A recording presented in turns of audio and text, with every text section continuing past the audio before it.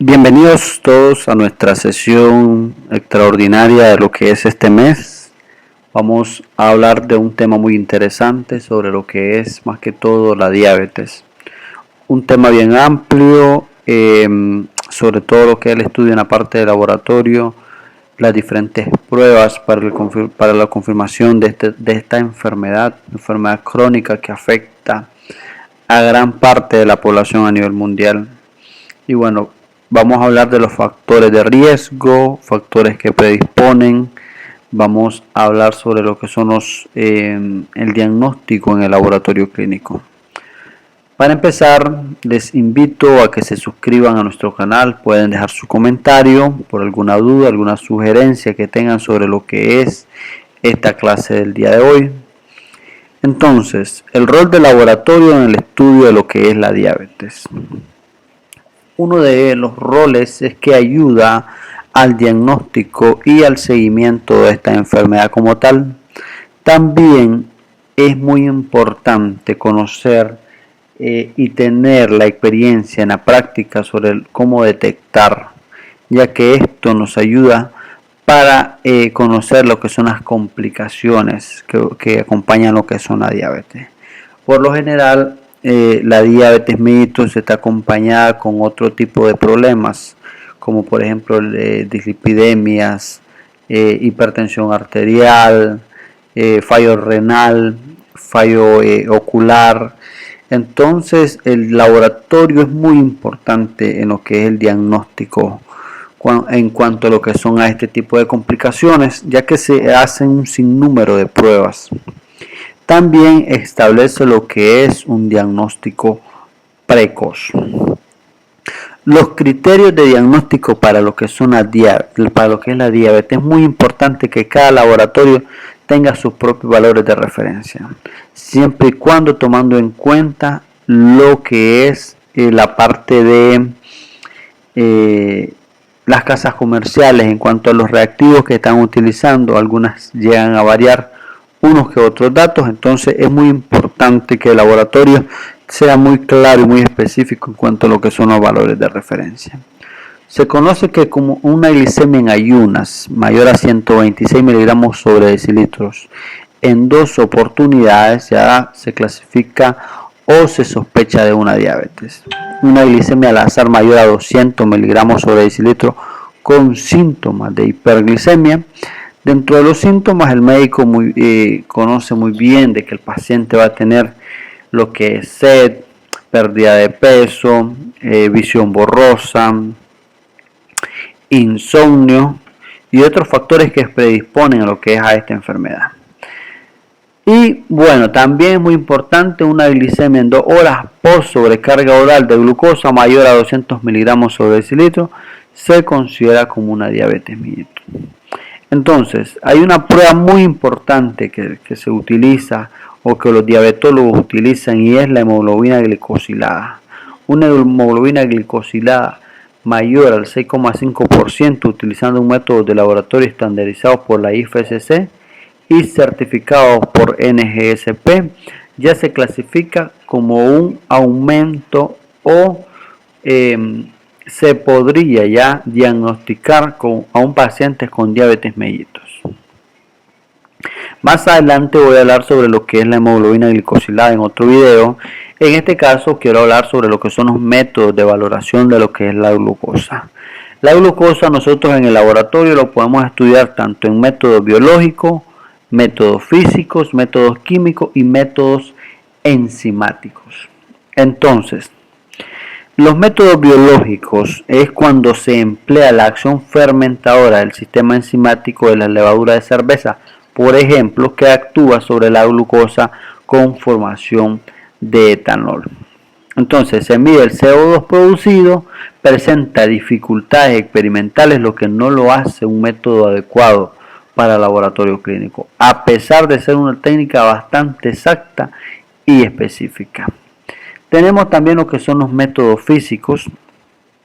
Este método se basa en la propiedad de hacer girar el plano de polarización de la luz por contener en su molécula átomos de carbono asimétricos. No es adecuada su aplicación en sangre, pues esto interfiere con otras sustancias activas que están expuestas a lo que es la luz. Y tenemos también los métodos químicos. Los métodos químicos se basan en el poder reductor de la glucosa en medio alcalino y la condensación de aminas aromáticas. De acuerdo a los agentes oxidantes, los vamos a dividir en 4 grupos. Métodos con sales de cobre, métodos con ferricianuro de potasio, métodos con compuestos nitroaromáticos, ortotoluidina, y los métodos de acción oxidante tienen interés. Y bueno, lo que nosotros utilizamos por lo general en los laboratorios son los métodos enzimáticos, donde vamos a emplear enzimas como reactivos para aumentar la especificidad analítica. Vamos a utilizar lo que es la glucosa oxidasa, exoquinasas, métodos de referencia, procedimientos automatizados, donde vamos a utilizar ciertos parámetros de control de calidad, como lo que es la exactitud y la precisión. Entonces, los métodos de la exoquinasa, esto consiste en 2 reacciones acopladas. No presenta interferencias significativas, utilizando como muestra un filtrado libre de proteínas que han sido propuestas como método estándar para la detección de lo que es la glucosa. Dentro de los métodos enzimáticos de la glucosa oxidasa, aquí podemos observar los 2 tipos de métodos que nosotros hacemos. Esto lo voy a explicar más adelante en el siguiente video. Mientras tanto, quiero resumir lo que es este video introductorio, donde el Comité para Evaluación de Productos de Estándares del Colegio de Patólogos Americanos concluyó que los métodos automatizados de la glucosa oxidasa es el que más se acerca al método de referencia de la exoquinasa en cuanto a lo que es la precisión, exactitud, ausencia de lo que son las interferencias. Entonces, para poder hacer este tipo de procedimiento, nosotros tenemos que conocer lo que es la muestra que vamos a utilizar. Vamos a tener que tener un control de calidad tanto en lo que es en la fase preanalítica, analítica como postanalítica. Dentro de la muestra nosotros vamos a utilizar un suero o plasma libre de lo que es la hemólisis. Recordemos que donde hay hemólisis, esto quiere decir de que, los eritrocitos se destruyen y los eritrocitos contienen glucosa intracelular, y esto los puede dar un resultado erróneo o un resultado aumentado. Por lo tanto, entonces tenemos que tener mucho cuidado con lo que es la hemólisis.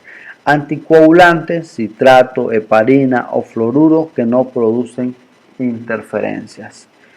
Debemos centrifugar lo más pronto posible para evitar la glucólisis a temperatura ambiente, separándose del coágulo o células. Esto es muy importante porque por lo general nosotros cuando tomamos la muestra tenemos que tener un tiempo donde se va a producir lo que es el coágulo. Seguido a eso nosotros vamos a centrifugar. Pero nosotros no podemos dejar lo que es la prueba de glucosa o de glicemia mucho tiempo in vitro, porque se va a producir lo que es un proceso de glucólisis y las células que se encuentran dentro del trombo van a empezar a consumir la glucosa que está libre. ¿Para qué? Para poder sobrevivir en el medio in vitro, que es un tiempo corto que les queda. Entonces, los va a poder, al momento de hacer el análisis, podría ser de que nos disminuya lo que es el resultado real. En el suero plasma se mantiene estable hasta 3 días a una temperatura de 2 a 8 grados centígrados. Se usan lo que son los fluoruros de iodoacetato como inhibidores de lo que es la glucólisis.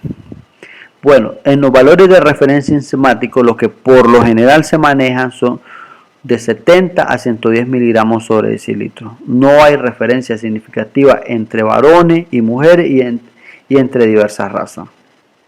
En cambio, es muy importante que los laboratorios tengamos también valores de referencia para los niños.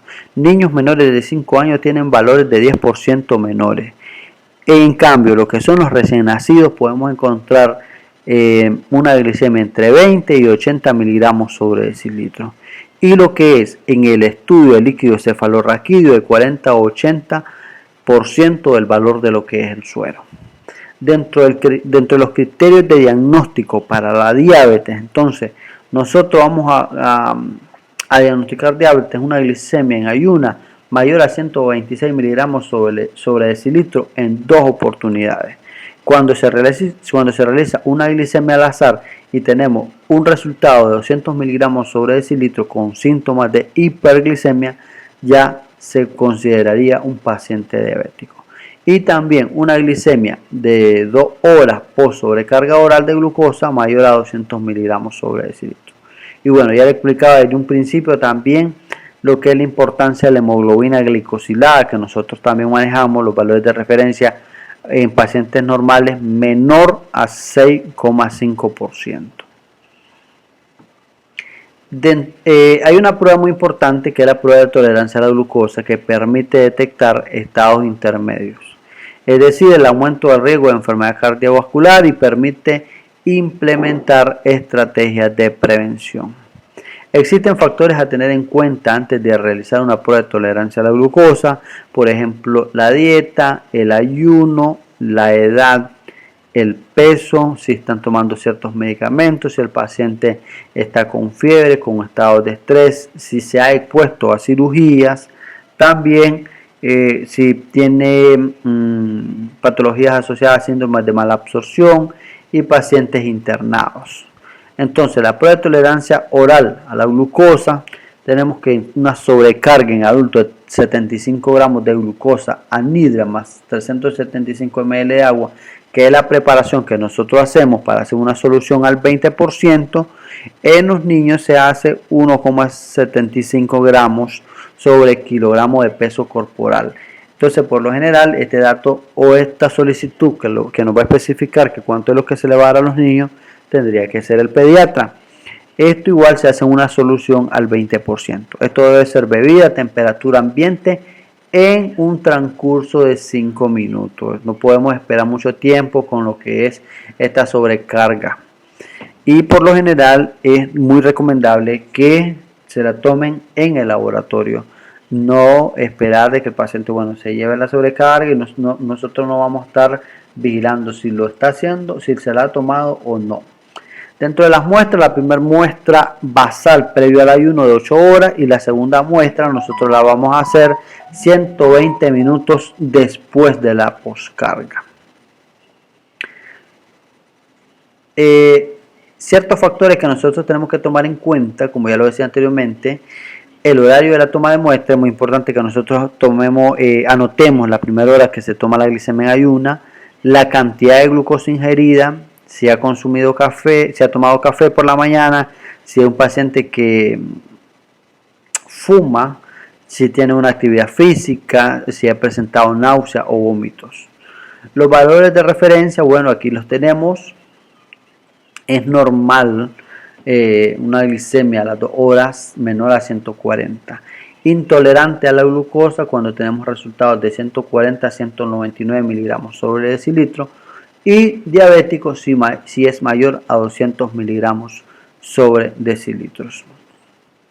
Entonces, para el diagnóstico de la glucosa es muy importante, para el diagnóstico de lo que es la diabetes es muy importante conocer lo que son ciertos algoritmos. En el 2003 la ADA reduce el límite de corte superior para la glicemia basal, donde se estableció un límite hasta 100 miligramos sobre decilitro. La SAD y la OMS recomiendan mantener siempre el mismo límite que nosotros hemos manejado, que es superior en 110 miligramos sobre decilitro en pacientes sin factores de riesgo y de 100 miligramos sobre decilitro en pacientes con factores de riesgo o en pacientes que han tenido un descontrol, por ejemplo en las mujeres embarazadas cuando han tenido lo que es la diabetes gestacional. Entonces, cuando nosotros tomamos una glicemia en ayunas, según este algoritmo, podemos ver en la parte izquierda, si es menor a 110 miligramos sobre decilitro, lo vamos a considerar normal.